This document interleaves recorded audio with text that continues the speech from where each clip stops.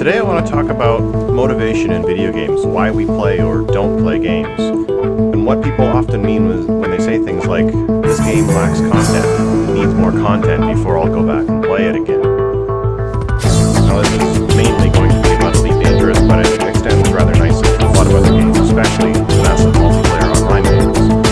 I'm sure you can probably relate some of these points to whatever game you happen to be playing.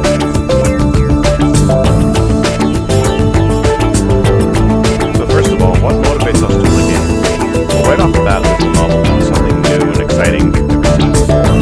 Captures you and pulls you in, and you just want to see everything there is to see. But sooner or later, the novelty wears off, and then you're left with something else. Something else has to keep you there. The most common one is the reward-driven game, like the carrot on the end of the stick.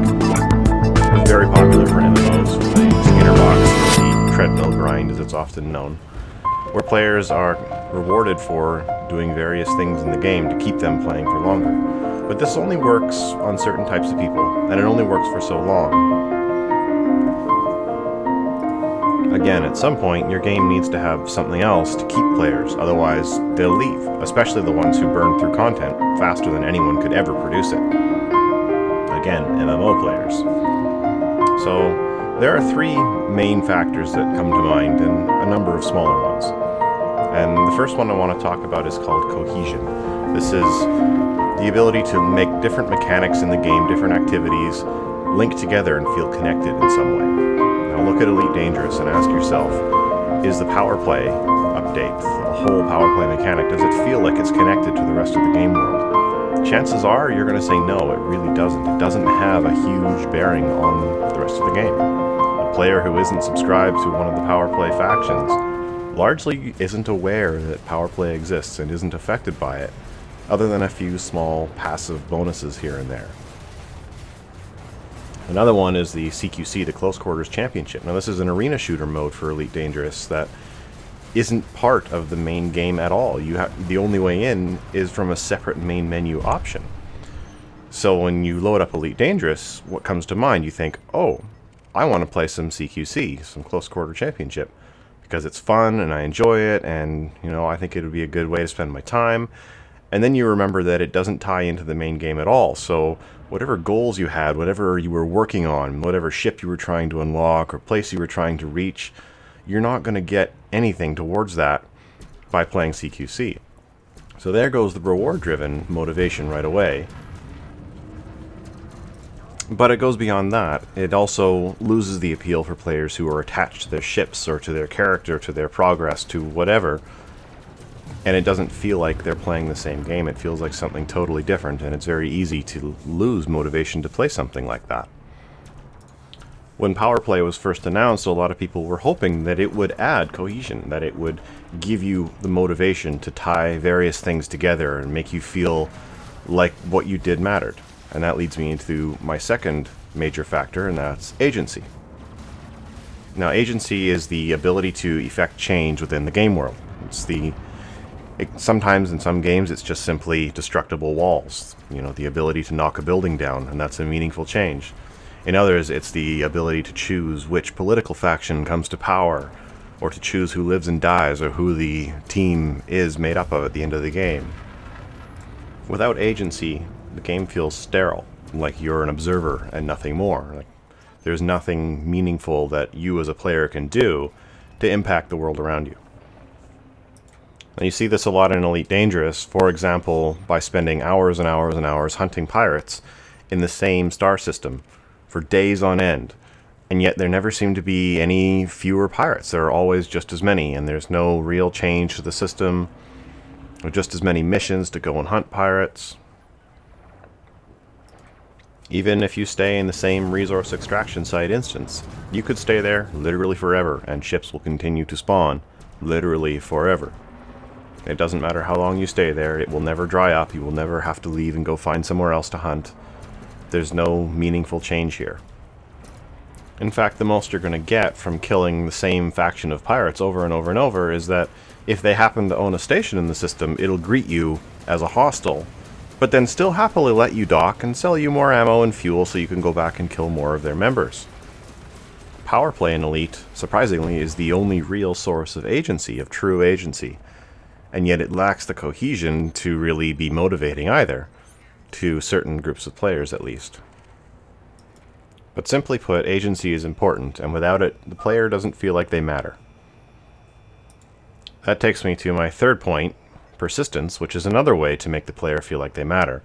Like things they do have a lasting impact on the world, or things that do change stay that way.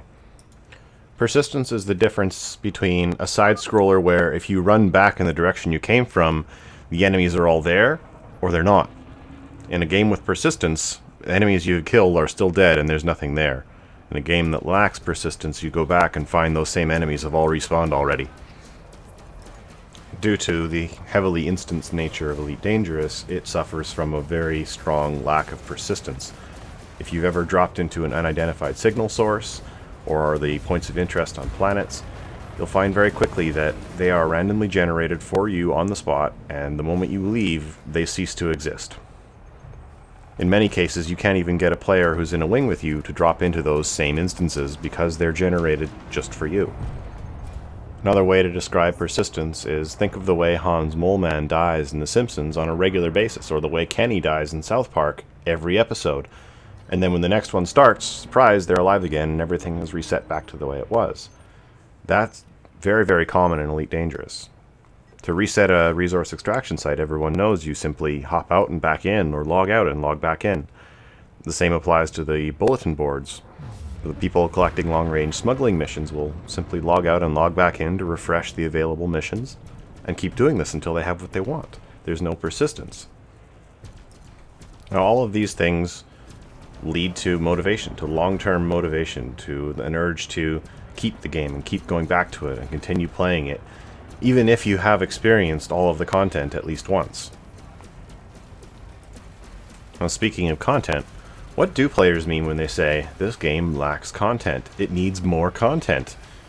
Well, really, content in a game is just something to see or to do.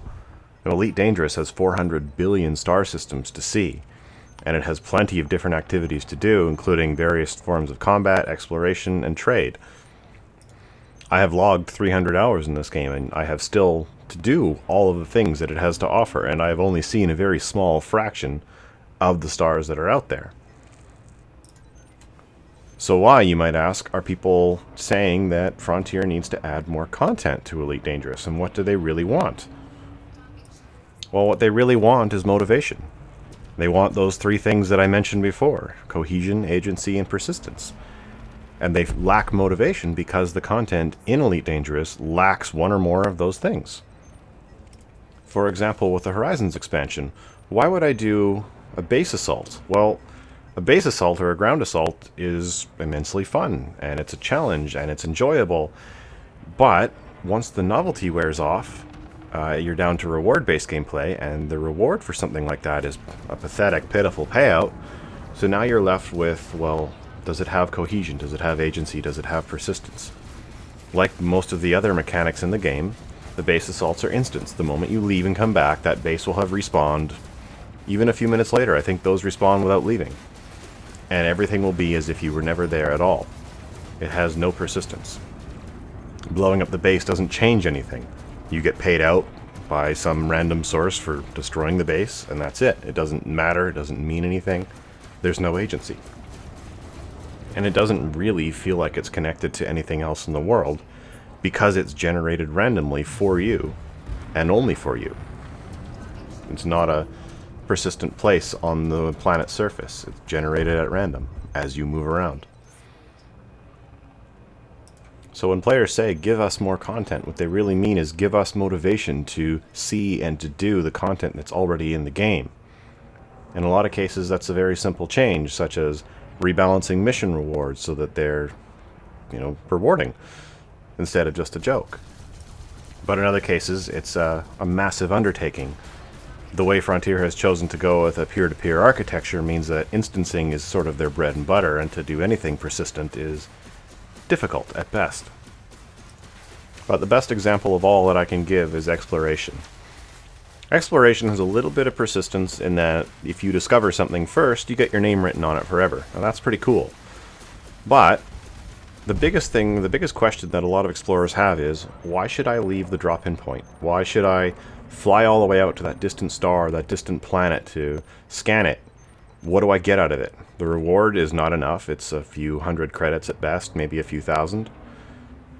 And all you're really going to get out of it is a screenshot. There's no in-game reason. The scan isn't interactive, it isn't interesting. You just point your ship and wait for it to complete. And that's all there is to it. Explorers want a reason to actually explore, to travel around the system, to see the sights, to drop into rings, to go see that gas giant, or to go land on that moon. They want in-game supported reasons to do those things. Not just to satisfy their own curiosity or to take a pretty screenshot or record a video. If players had a way to, say, log where they had been, to keep track of where they had been and make notes on it with a bookmark thing, which is actually coming, by the way, it would go a long way towards making the exploration trip more enjoyable, to know where they were, to have stats on what they visited, and see a map of where their route was. Now imagine if players could get rewarded handsomely for flying into orbit down to near the surface, or even landing and doing surface scans. Imagine if they could drop a beacon, a limited number of beacons with little explanations or warnings or cautions for other commanders who might happen upon the same system. These would give you reasons to travel to those distant planets, to do something interesting, to see something interesting. But as it stands today, the majority of explorers will drop into the system, scan what they can from the drop-in point, and then look around for Earth-like planets, other valuables, and then leave. And that's it. Even though they might say, hey, that planet over there looks really cool and I should go check it out, it's not worth the 10 minutes it'll take to get there in Super Cruise just so they can fly up to it and take a picture. Now, there's one more factor behind motivation that primarily affects sci-fi and fantasy-type games that I want to talk about because it's come up a lot lately, especially with the long-range smuggling missions and their popularity. And that's verisimilitude, or the ability to suspend disbelief. Now think about Star Wars or Star Trek. We know they're not real, we know they're not realistic, they cheat the laws of physics all the time, and yet somehow we're able to put it aside and go, yeah, okay, I can get into that.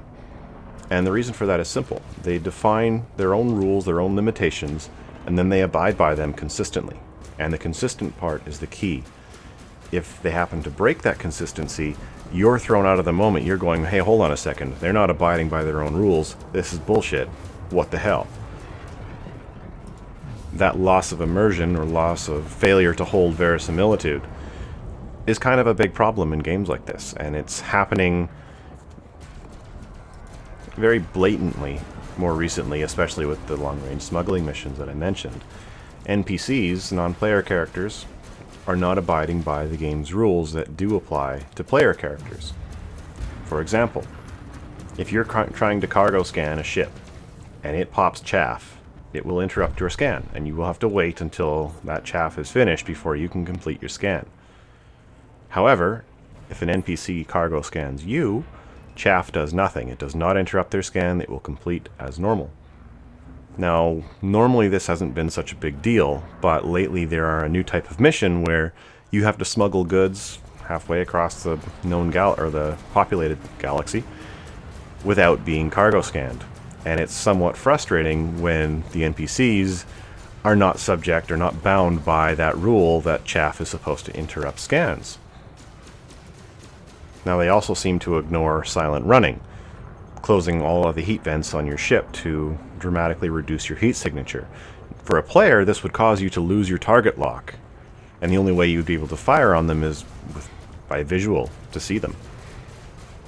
But for NPCs, silent running doesn't seem to have any effect whatsoever. Their accuracy continues to remain deadly accurate, deadly perfect, and it doesn't affect their cargo scans, again, at all.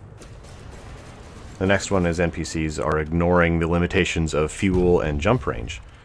Every ship has what's called a frame shift drive, and it allows you to jump from one star to another, and it's given a limited amount of range, and it uses a certain amount of fuel per jump, increasing the further you jump with a maximum range.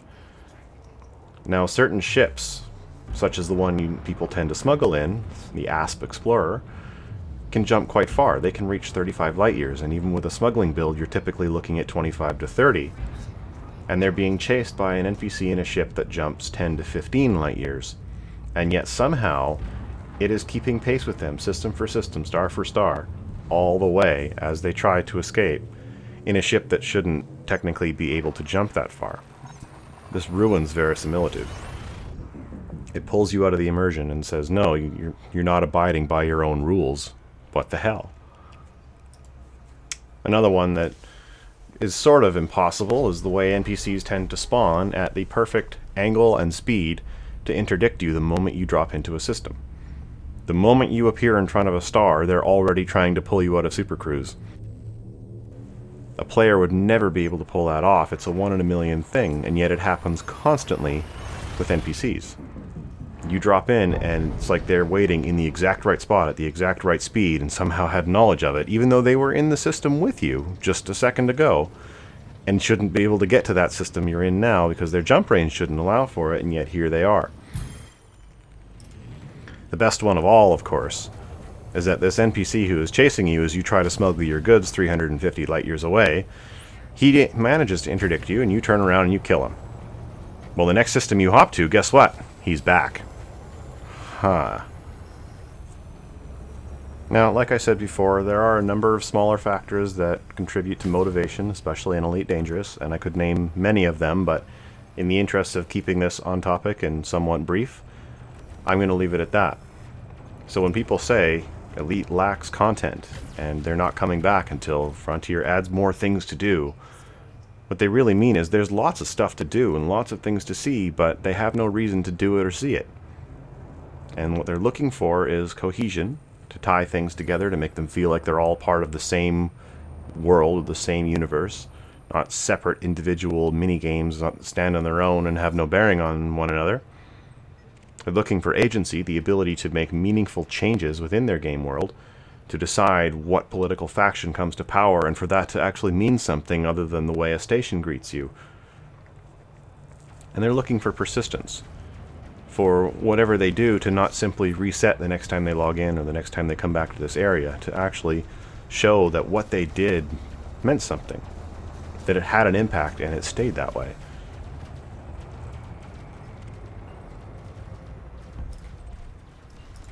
And finally, they're looking for the game to be consistent within its own rules.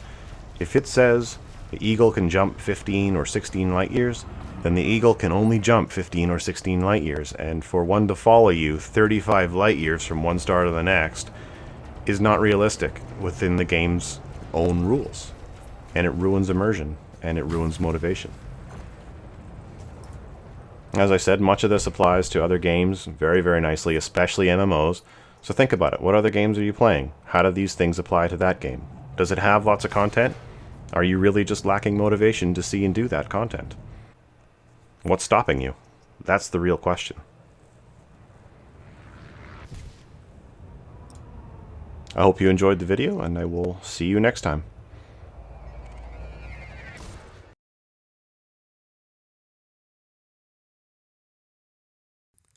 Focus.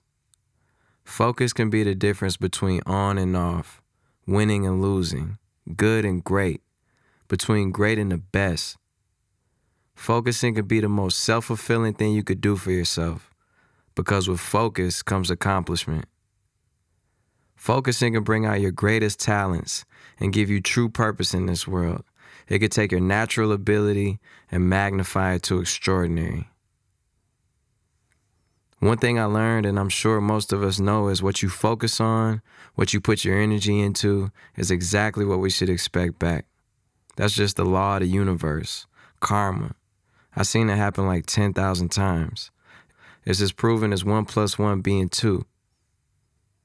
Focus is a key to being successful in any situation. If you focus on the wrong, you'll get the wrong things. There's no way to focus on one thing and expect something different. How you focus on something is giving your attention to it. Even if you don't like it and still focus on not liking it, you're still putting your attention to it and will still attract it. For example, if you focus on wanting a new car, you'll keep attracting the idea of wanting a new car. But see, it's easy to confuse that because wanting a new car isn't the way to manifest it. You're simply just wanting a new car, not obtaining a new car. Remember, the intent of your focus is so important. There's a difference between focusing on wanting the new car and focusing on the car being yours. We really should be clear on what we focus on. Honestly, I feel like time is the most valuable thing we've ever been given, and focus runs parallel to that. Because every second of the day, we're focused on something, whether you realize it or not. I, for sure, am a victim of focusing on the wrong thing sometimes. I spent a little too much time on my phone, looking at comments, focusing on the outfit a little too long, but that's just human. It's very rare that you'll probably focus 100% of your time on what you need to. But the biggest advantage is to quickly catch yourself and be able to reset your focus. For me, there's no way I could focus on something I don't love, at least not for long. I'm just not content with spending my life miserable, and I just personally can't live like that. If it's not a part of your vibration, you could tell how you feel, your inner guidance system, your feelings. If I feel good, I'm doing the right thing. If not, then it's not what I'm supposed to be doing. How does what you focus on make you feel? Remember, it's never too late or too early to know what makes you happy and to make that change by any means necessary. I went into my last album, Focus. I wanted to focus on making music that would change people's lives, help lift their moods up, music that I felt was undeniably great to me, and talk about what directly affected me. And that's what I did. I never focused so much on executing these things while making music. And what do you know? My first #1 album and my most successful one yet. You can't measure success in anything but happiness. I say that all the time. And if you focus your energy on what makes you happy, what do you think will happen? Exactly. It'll always work out. Rewire any thoughts you've had prior and know that you are what you focus on. Focus.